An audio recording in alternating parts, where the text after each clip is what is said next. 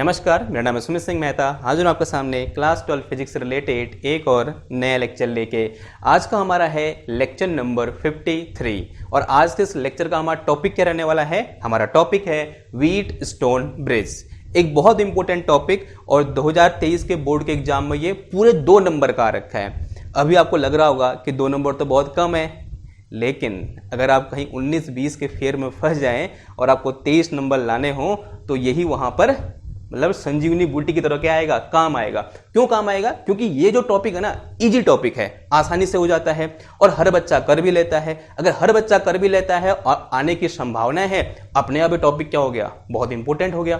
तो क्या करो, रोज के फटाफट कॉपी पेन निकालो और हिंट डालो क्या, व्हीटस्टोन ब्रिज। क्या होता है Wheatstone bridge? Wheatstone bridge simple 4 register का एक कॉम्बिनेशन होता है। हमारे पास क्या होते हैं, 4 रजिस्टर होते हैं इस तरह से। एक रजिस्टर ये है और एक रजिस्टर ये है इस तरह से, और एक रजिस्टर ये है और एक रजिस्टर ये है।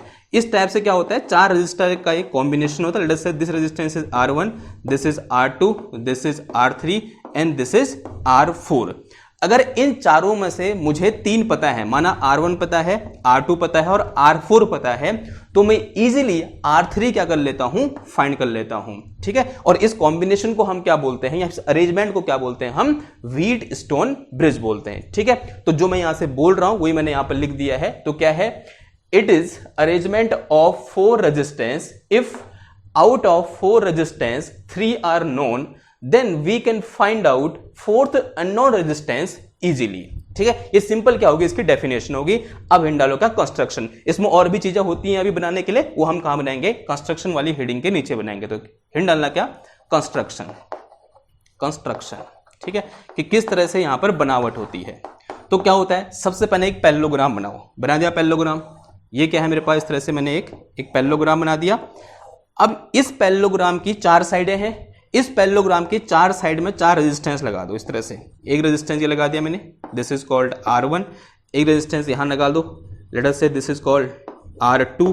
और एक रेजिस्टेंस यहां लगा दो, लेट अस से दिस इज कॉल्ड R3। इसका मैंने क्या बोल दिया, R3 बोल दिया। और एक रेजिस्टेंस यहां लगा दो, let us this is called R4। इसे मैंने क्या बोल दिया, R4 बोल दिया। लेट अस से ये पॉइंट क्या है, A है, ये मेरे पास B है, ये C है, ये D है।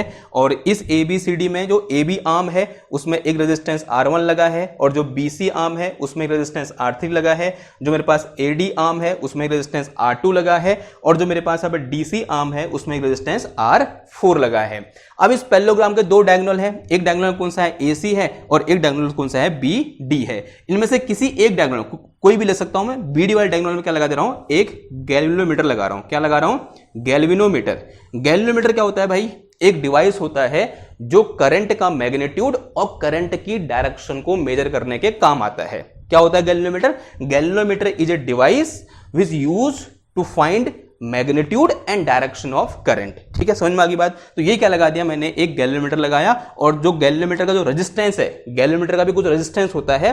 लेट अस से इसका रेजिस्टेंस कितना है, G है, और जो सिंबल G है उसके रेजिस्टेंस को भी दिखा रहा है, और जो गैल्वेनोमीटर है उसको भी दिखा रहा है। यानी गैल्वेनोमीटर का सिंबल भी है और उसका रेजिस्टेंस भी है, दोनों एक साथ काम कर रहे हैं। और जो दूसरा डायगोनल है AC, इसमें क्या लगा दूंगा, एक इस तरह से एक बैटरी लगा दूंगा। ठीक है, ये क्या लगा दी मैंने, एक बैटरी लगा दी या फिर सेल लगा दिया। ओके, कॉम्बिनेशन ऑफ सेल क्या होता है, बैटरी कहलाता है। ठीक, और ये पूरा क्या है, कंस्ट्रक्शन ऑफ व्हीटस्टोन ब्रिज है। Now this is our complete Wheatstone bridge. एक बार फिर से समझो क्या होता है व्हीटस्टोन ब्रिज में। हमारे पास एक पैरेललोग्राम होता है, और उस पैरेललोग्राम की 4 हमारे पास साइड होती हैं, या 4 भुजाएं होती हैं, या 4 आर्म्स होती हैं। और 4 आर्म्स में मेरे पास 4 रेजिस्टेंस होते हैं, जैसे यहां पर R1, R2, R3, R4 रखा हुआ है। और इसके 2 डायगोनल होते हैं इस पैरेललोग्राम के। एक डायगोनल में क्या लगाया जाता है, एक गैल्वेनोमीटर लगाते हैं, और दूसरे डायगोनल में एक सेल लगाते हैं या फिर एक बैटरी लगाते हैं। लेट अस से इस बैटरी का पोटेंशियल डिफरेंस कितना है भाई, V है। This is whole construction of our Wheatstone bridge. ठीक, क्लियर है इतनी बात? ओके, अगर इतनी बात क्लियर है, अब यहां पर एक कंडीशन आती है जो कि बहुत इंपॉर्टेंट है। क्या है वो condition? Condition of, next hint डालना क्या, कंडीशन ऑफ, कंडीशन या बैलेंस कंडीशन डालो, ऐसे हिंट डालो क्या, balanced condition of Wheatstone bridge.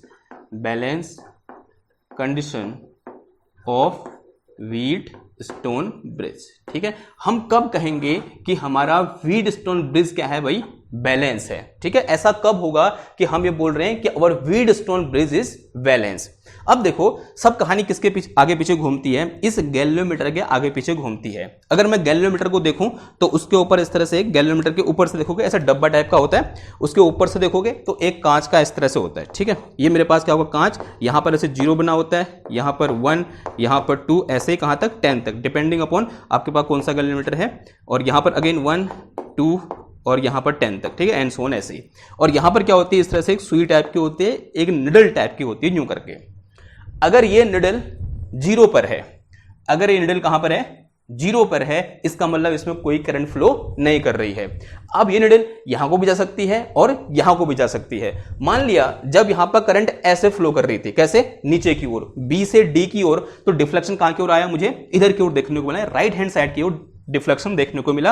यानी ये जो मेरे पास निडल है कहां की ओर डिफ्लेक्ट होगी, इधर की ओर। जब कैसे करंट फ्लो कर रही थी, बी से डी की ओर करंट फ्लो कर रही थी, तो डिफ्लेक्शन यहां को देखने को मिला।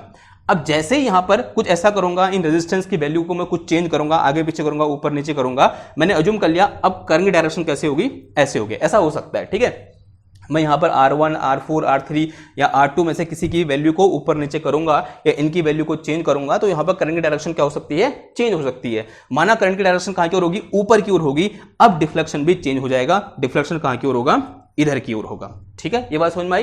यानी ये जो डिफ्लेक्शन है, इधर को हो रहा है, इधर को हो रहा है, किसको दिखा रहा है, डायरेक्शन को दिखा रहा है। और जहां पर ये सुई जाकर रुक रही है वो किसको दिखा रहा है, मैग्नीट्यूड को दिखा रहा है। तो in this way our galvanometer represent direction as well as magnitude of current in this circuit. ठीक है, या फिर इन दिस वायर, जो मेरे पास बीडी वायर है उसमें कितनी करंट फ्लो कर रही है वो कौन दिखाता है, ये निडल का डिफ्लेक्शन दिखाएगा।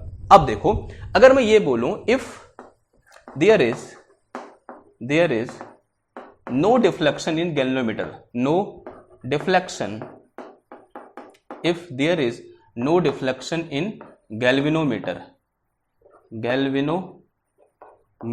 जो मेरे पास गैल्वेनोमीटर है उसमें कोई डिफ्लेक्शन देखने को नहीं मिल रहा है, यानी मेरी सुई कहां पर है भाई, 0 पर है। ठीक है, यानी इस आर्म में कोई करंट फ्लो नहीं कर रही है, देन वी से अवर व्हीटस्टोन ब्रिज इज बैलेंस। मैंने क्या किया, इन रेजिस्टेंस की वैल्यू को ऊपर नीचे किया, चेंज किया। पहले तो करंट फ्लो कर रही थी, माना मैंने R2 की वैल्यू को मैंने चेंज किया, R2 की वैल्यू को चेंज करूंगा, माना करंट पहले नीचे को जा रही थी।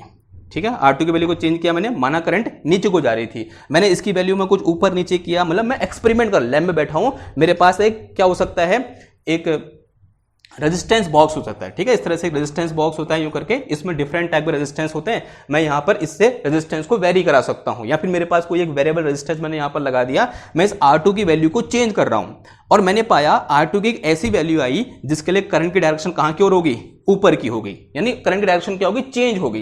वो कैसे देखने को मिलेगा, मेरे को यहां समझ में आएगा कि करंट पहले यहां जा रही थी, अब यहां जा रही है, यानी इस R2 की एक ऐसी वैल्यू होगी जिसके लिए यहां पर कोई करंट फ्लो करेगी नहीं। यानी एक बार R2 की एक ऐसी वैल्यू है जिसके लिए एक बार करंट कहां की ओर है, नीचे की ओर। R2 की एक ऐसी वैल्यू है जिसके लिए करंट कहां की ओर है, ऊपर की ओर। तो R2 की एक बीच में कहीं एक ऐसी वैल्यू होगी जिसके लिए यहां पर करंट होगी ही नहीं। अब मैं R2 की वो वैल्यू यहां पर फाइंड करूंगा और मुझे यहां पर कोई डिफ्लेक्शन देखने को नहीं मिलेगा। तो इस कंडीशन की बात हो रही है जब यहां पर कोई करंट फ्लो नहीं कर रही है, या बोल सकते हैं there is no deflection in galvanometer, या बोलते हैं there is no current in this wire B और डी के बीच कोई करंट फ्लो नहीं कर रही है। Then we say our Wheatstone bridge is balanced. तब हम क्या बोलते हैं, हमारा जो व्हीटस्टोन ब्रिज है वो क्या हो चुका है, बैलेंस्ड हो चुका है। हमारा व्हीटस्टोन ब्रिज क्या है, उस समय बैलेंस है। और जैसे ही व्हीटस्टोन ब्रिज बैलेंस होगा, इस रेजिस्टेंस R1, R2, R3 और R4 में एक बेहद ही खूबसूरत सा रिलेशन होता है। और रिलेशन क्या होता है पता है आपको, R1 upon R2 is equal to R3 upon R4। This is relation between R1, R2, R3 and R4 when our Wheatstone bridge is balance. जब हमारा व्हीटस्टोन ब्रिज क्या होगा, बैलेंस होगा, तब R1, R2, R3 और R4 के बीच ये relation हमें देखने को मिलेगा जो कि बेहद इंपॉर्टेंट है। ठीक है, ये बात समझ में आ गई आपको कि कैसे हमने यहां पर बैलेंस की कंडीशन निकाली, या फिर कैसे हम यहाँ पर करंट को जीरो करेंगे, किसी भी एक रेजिस्टेंस को पकड़ेंगे, उसकी वैल्यू को ऊपर नीचे करेंगे और एक ऐसी वैल्यू पर आके अटक जाएंगे, या फिर एक ऐसी वैल्यू को क्या करेंगे, प्राप्त करेंगे जिसके लिए यहाँ पर कोई करंट फ्लो नहीं कर रही थी। और जैसे ही यहाँ पर नो करंट होगा तब ये R1 R2 R3 R4 एक स्पेशल टाइप के रिलेशन को फॉलो करेंगे, और रिलेशन क्या होगा, R1 upon R2 is equal to R3 upon R4 and this is balance condition of Wheatstone bridge. जब भी व्हीटस्टोन ब्रिज होगा तब उस व्हीटस्टोन ब्रिज में उपस्थित चारों रेजिस्टेंस इस कंडीशन को फॉलो करेंगे। अब डेफिनेशन में आओ। डेफिनेशन क्या बोला था, if out of 4 resistance we know 3 then we can find 4th unknown resistance. अब इस इक्वेशन को जरा सा गौर से देखो, अगर मुझे R1 R2 R4 पता है, ठीक है, अगर मेरे को R1 R2 R4 पता है तो मैं इजीली छोटी सी एक मैथमेटिक्स लगा के क्लास 6 की R3 निकाल सकता हूं। आंसर है हाँ जी, निकाल सकता हूं। तभी भी डेफिनेशन में क्या आया, ये वाली लाइन आई, इफ के बाद वाली। क्लियर बात, ओके। अगर इतनी बात क्लियर है, नाउ अब हम इसको, ये जो मेरे पास क्या है, ये कंडीशन है बैलेंस बैलेंस व्हीटस्टोन ब्रिज की, इसको हम डिराइव भी कर सकते हैं। तो हेडिंग क्या डालेंगे, derivation of above relation, derivation of balanced condition, कि किस तरह से हम इस बैलेंस कंडीशन को डिराइव करेंगे और यूज करेंगे किसका, केसीएल का और साथ ही साथ केवीएल का। ठीक है, यानी किरचॉफ करंट लॉ और किरचॉफ वोल्टेज लॉ, दोनों का क्या करेंगे यहाँ पर यूज करेंगे। कैसे यूज करेंगे जरा समझेंगे। अगेन मैं क्या बना रहा हूँ, पहले यहाँ पर एक व्हीटस्टोन ब्रिज बना रहा हूँ। लेट अस से ये मेरे पास क्या, इस तरह से एक व्हीटस्टोन ब्रिज है, इसमें एक रेजिस्टेंस ये है, एक रेजिस्टेंस ये है, एक रेजिस्टेंस ये है और एक ये है, और यहाँ पर क्या लगाया है, गैल्वेनोमीटर जिसका रेजिस्टेंस कितना है, G है, और यहाँ क्या लगा दी मैंने, एक बैटरी इस तरह से, ओके, ये क्या लगा दी, बैटरी। लेट अस से this resistance is R1, this one is R2, this one is R3 and this one is R4। माना यहाँ से कितनी करंट आ रही है, I1 करंट आ रही है, और यहाँ कितनी करंट जा रही है, I2 जा रही है, और यहाँ से कितनी मान लिया मैंने, I करंट आ रही है, जब मेरा सर्किट कैसा है, क्लोज है। ये बात समझ में आ रही है। यहाँ से यहाँ से I आई, यहाँ कितनी की I1, यहाँ कितनी की I2। अज्यूम करो इसमें कितनी करंट जा रही है, IG करंट जा रही है। अगर यहाँ IG जा रही है तो यहाँ कितनी जाएगी भाई, I1 माइनस IG जाएगी। ये बात समझ में आ रही है आपको। यहाँ से I1 आई, IG यहाँ चलेगी। नाउ फ्रॉम KCL, यहाँ I1 यहाँ IG गई तो यहाँ कितनी जाएगी, I1 माइनस IG। देखो यहाँ से I2 आ रही है, यहाँ से IG आ रही है, तो यहाँ कितनी जाएगी, इन दोनों का एडिशन, अलजेब्रिक सम, यानी कितना आ जाएगा, I2 प्लस IG आ जाएगा। ठीक है, तो दिस इज, और फिर अगेन ये कितना है मेरे पास, I1 माइनस IG, यहाँ कितना I2 प्लस IG, यहाँ कितना जाएगा अगेन I1 प्लस I2, जो किसके बराबर होगा, I के बराबर होगा। ओके, अब क्या लगाएंगे, KVL लगाएंगे और यहाँ पर सॉल्व कर लेंगे इसको, यानी कंडीशन को प्रूव कर देंगे। कैसे प्रूव करेंगे, देखो यहाँ पर लूप अज्यूम करो, एक लूप इसको ले लो। लेट अस से दिस इज लूप 1, इसको मैंने क्या बोल दिया, लूप 1 बोल दिया। तो लूप 1 में देखो, सबसे पहले बैटरी को देखो, क्या यहाँ पर कोई बैटरी या सेल है इस पूरे लूप में, ये लूप ये वाला है। ठीक है, अगर मैं यहाँ पर नाम दूं, इसको A बोल दो, इसको B बोल दो, इसको C बोल दो और इसे D बोल दो, तो जो लूप 1 है वो एक्चुअल में कौन सा लूप है, ABDA, लूप ABDA में कोई बैटरी है, कोई बैटरी नहीं है, तो बैटरी की जो कितना आ जाएगा, 0, वो लिखने की जरूरत है नहीं। अब किसकी बारी है, रेजिस्टेंस की बारी है। यहां शुरू करो, इधर की ओर बढ़ रहा हूं और मैं करंट के अपोजिट डायरेक्शन में जा रहा हूं। देखो मैं ऐसे घूमा हूं एंटी क्लॉकवाइज और करंट ऐसे है, तो इसका मतलब कैसा साइन आएगा, पॉजिटिव, यानी कितना आ जाएगा, ये प्लस का R1 I1 आ गया। ठीक है, आगे बढ़ा, मैं इधर को जा रहा हूं, फिर यहां से नीचे को आया, करंट नीचे को है, मैं ऊपर को जा रहा हूं, क्योंकि मैं ऐसे घूमा हूं, मैं ऊपर को जा रहा हूं, करंट नीचे आ रही है, तो कितना आ जाएगा, ये प्लस का IG इंटू G आ जाएगा, क्योंकि इसमें करंट कितनी है, IG है, और उसका रेजिस्टेंस कितना है भाई, कैपिटल G है। करंट ऐसे आई, मैं इधर को मैं ऐसे आ रहा हूं और करंट भी ऐसे आ रही है, तो कितना आ जाएगा यहाँ पर, माइनस का I2 इंटू R2 आ जाएगा, and this will be equal to 0। ये किसके बराबर होगा, मेरे पास 0 के बराबर होगा। यहां से मैं क्या लिख सकता हूं, देखो यहां से लिख सकता हूं क्या, R1 I1 माइनस का कितना आ गया, I2 R2 और या फिर ऐसे रहने दो, ठीक है, सही तो ऐसे रहने दो, इसको क्या बोल दो, इक्वेशन नंबर 1 बोल दो। अब आओ किसमें, लूप 2 में। ये मेरे पास एक लूप यहाँ पर और है, दिस इज माई लूप 2, इसको क्या बोल दिया मैंने, लूप 2 बोल दिया। लूप 2 में देखो, लूप 2 का नाम क्या है मेरे पास, A C B D B, क्या है, सॉरी ए नहीं, क्या है, B C D B, B C D B, यानी your loop B C D B, this is our loop 2।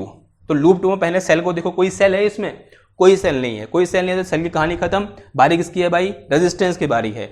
B से स्टार्ट करो, बी से सी में जाओ, एक रेजिस्टेंस है कितना मेरे पास, R3 है, और मैं जिस डायरेक्शन में मूव कर रहा हूं, मैं ऐसे मूव कर रहा हूं यूं करके, और करंट ऐसे जा रही है, यानी करंट के अपोजिट डायरेक्शन में चल रहा हूं, साइन कैसा आएगा, पॉजिटिव। R3 इंटू करंट कितनी है इसमें, करंट है I1 माइनस IG के बराबर, ठीक है।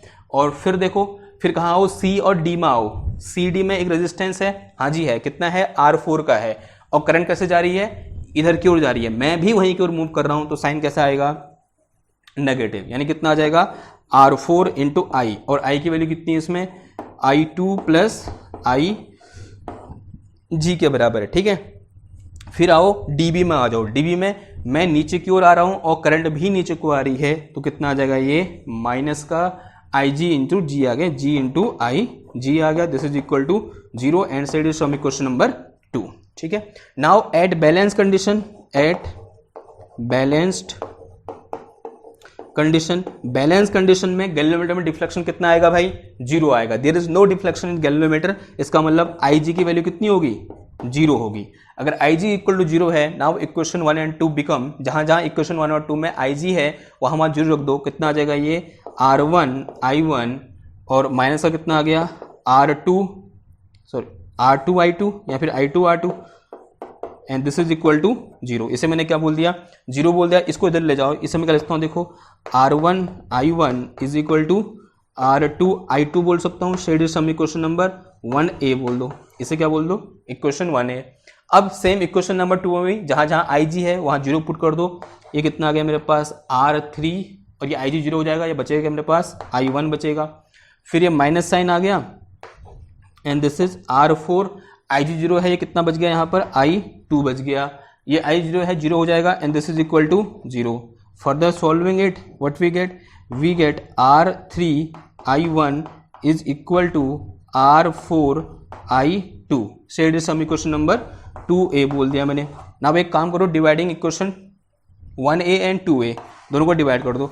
अगर 1A और 2A को डिवाइड करूंगा तो लेफ्ट हैंड साइड वाला लेफ्ट वाले से डिवाइड होगा और राइट वाला राइट से, तो कितना आ जाएगा, ये R1 I1 upon R3 I1 is equal to कितना आ गया, R2 I2 upon R4 I2 आ गया, I2 से I2 चला गया, R1 से R1 चला गया, तो this is R1 upon R3 is equal to R2 upon R4, और यही क्या है, हमारी बैलेंस कंडीशन है। आप बोलोगे आहा यहाँ तो R2 है, तो क्या है, फिर इसको क्रॉस ऊपर नीचे कर दो, क्रॉस मल्टीप्लाई, देखो क्या हो जाएगा, ये इसको क्या ले सकते हो आप, R1 अपॉन R2, क्योंकि इसको नीचे लाओ इसको ऊपर ले जाओ, this is equal to R3 upon R4 हो गया, और यही क्या होगी, हमारी बैलेंस कंडीशन होगी। This is our balance condition, और यही चीज इस बार 2 नंबर में 2 मार्क्स में प्रूव करने को आ रखी है, जो कि काफी ज्यादा इंपॉर्टेंट है, वेरी वेरी इंपॉर्टेंट है। ऐसे क्या बना दो,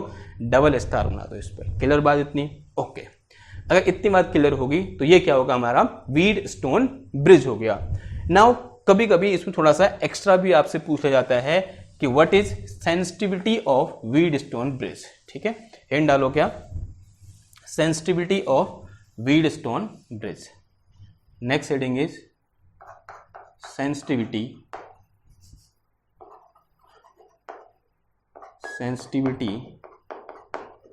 ऑफ व्हीटस्टोन ब्रिज। क्या होती है भाई सेंसिटिविटी ऑफ व्हीटस्टोन ब्रिज से आप क्या समझते हो, थोड़ा सा वर्किंग में जाओ। वर्किंग क्या होती है इसकी, ये मेरे पास क्या है भाई, व्हीटस्टोन ब्रिज है, यूं करके ऐसे बनाया मैंने, ओके, और ये मेरे पास क्या है, R1 है, ये मेरे पास क्या है, R2 है, ये मेरे पास क्या है, R3 है, ये मेरे पास क्या है, R4 है।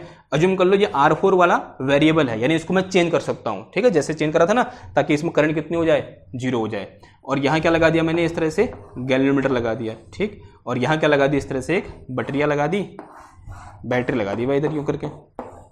नाउ अब अगर कुछ ऐसा पाया जाता है, अगर मैं इस रेजिस्टेंस में बहुत कम चेंज करता हूं, ध्यान समझना बात को, इसके रेजिस्टेंस में चेंज करूंगा, इसमें करंट क्या होगी, चेंज होगी, करंट चेंज होगी तो यहां पर डिफ्लेक्शन होगा, ठीक है।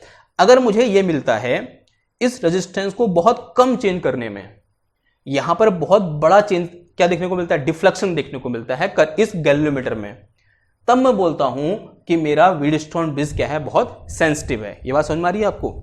If there is large deflection in galvanometer on very small change of resistance, यानी इनमें से मैं किसी भी रेजिस्टेंस को चेंज कर सकता हूं। मैंने बोल दिया R2 को मैं चेंज कर रहा हूं, अगर मैं इस R2 की वैल्यू को बहुत कम चेंज करने में, यहां पर बहुत ज्यादा करंट में क्या आ जा रहा है, चेंज आ जा रहा है, यहां बहुत ज्यादा डिफ्लेक्शन हमें देखने को मिल रहा है, तो मैं बोलूंगा मेरा व्हीटस्टोन ब्रिज क्या है, बहुत ज्यादा सेंसिटिव है। तो इसी बात को यहां पर लिख देंगे।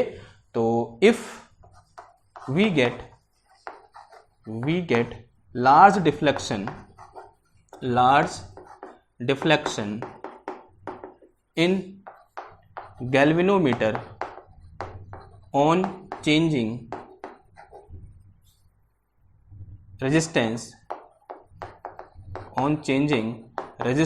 से R2, वैसे मैं किसी को भी चेंज कर सकता हूं, लेकिन इस केस में मैंने किसको बोल दिया, R2 को बोल दिया, resistance R2 for very small amount, resistance R2 में बहुत कम चेंज करने में अगर मुझे यहां पर डिफ्लेक्शन बहुत ज्यादा देखने को मिलता है, then we say our Wheatstone bridge is very very sensitive, या बोलते हैं, या फिर बोलते हैं high sensitive. Then we say Wheatstone bridge is highly sensitive, हमारा जो व्हीटस्टोन ब्रिज है वो क्या है, हाईली सेंसिटिव है। ओके, नाउ अब कभी कभी क्वेश्चन आता है कि किसी भी व्हीटस्टोन ब्रिज का सेंसिटिव होना किन किन बातों पर डिपेंड करता है। लिखो, sensitivity of Wheatstone bridge, sensitivity, क्या लिखा मैंने, रेजिस्टिविटी लिख दिया, sensitivity of Wheatstone bridge depends upon, पहली बात किस पर डिपेंड करती है, रिलेटिव वैल्यू ऑफ रेजिस्टेंस, किस पर डिपेंड करती है, अभी समझेंगे इसका मतलब क्या हुआ। रिलेटिव वैल्यू ऑफ रेजिस्टेंस यानी इनकी वैल्यू एक दूसरे के रिस्पेक्ट में कितना वेरी कर रही है, उस बात पर डिपेंड करेगी क्या है, इसकी सेंसिटिविटी। कहने का मतलब हुआ Wheatstone bridge is more sensitive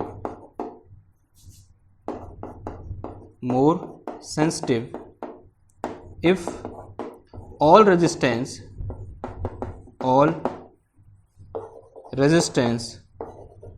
are of same order, यानी सबका ऑर्डर क्या होगा, सेम होगा। ऑर्डर क्या होता है भाई, क्लास 11th में आपने पढ़ा है पहले चैप्टर में, ऑर्डर क्या होता है। मैं एग्जांपल से आपको समझाने की कोशिश करता हूं कि भाई मैं क्या कहना चाह रहा हूं। यहां पर मैं दो व्हीटस्टोन ब्रिज बना रहा हूं, एक में मेरे रेजिस्टेंस सेम ऑर्डर के नहीं होंगे और दूसरे में मेरे रेजिस्टेंस सेम ऑर्डर के होंगे। और ज्यादा सेंसिटिव कौन सा वाला होगा, जिसमें रेजिस्टेंस सेम ऑर्डर के होंगे। देखो समझो, एक व्हीटस्टोन ब्रिज ये है, ओके, यूं करके यहां क्या लगा है, इस तरह से एक गैल्वेनोमीटर, लेट से कितने का, ये 2 माइक्रोकूलम, और ये मेरे पास है कितना, 3 माइक्रोकूलम, इसको मैंने कितना बोल दिया, 4 माइक्रोकूलम, और इसको मैंने कितना बोल दिया, 6 माइक्रोकूलम। ये मेरे पास एक व्हीटस्टोन ब्रिज है, और ऐसे यहां क्या लगी है, बैटरी लगी है। और एक मेरे पास अगेन एक और व्हीटस्टोन ब्रिज है, इस तरह से यूं करके, ये कितने का है, दिस इज 2 माइक्रोकूलम ले लिया, सेम ले लिया मैंने, ये भी कितना है, सेम ही है, 4 माइक्रोकूलम। लेकिन ये मेरे पास है कितना, 3 नैनोकूलम, और ये कितना है मेरे पास, 6 नैनोकूलम। और यहां क्या लगा है, इस तरह से एक गैल्वेनोमीटर G लगा है और यहाँ क्या लगी है, इस तरह से एक बैटरी लगी है। अब जरा समझना बात को, मैं क्या करना चाह रहा हूं,